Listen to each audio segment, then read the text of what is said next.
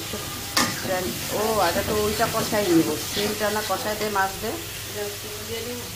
দিয়ে দে সিম না আগে কষায়। সিম আর মাছটা একটু কষিয়ে নিলাম, চিংড়ি মাছ দিয়ে দিলাম। কি দিছস? কচুর সরি কষা। পানি দিছিস কেন?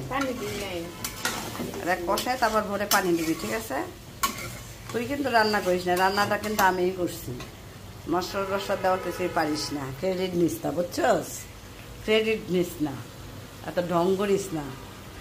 ভাব প্রতিদিন ডাল নিয়ে নাড়া হয় না।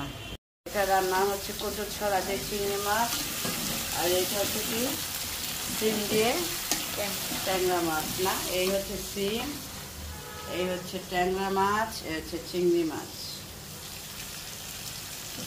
পেঁয়াজ, কাঁচামরিচ, টমেটো ভেজে নিচ্ছি, তারপর দেব একটু সামান্য রসুন বাটা আর আদা বাটা, দুইটাতে একই, হলুদের গুঁড়ো, মরিচের গুঁড়ো।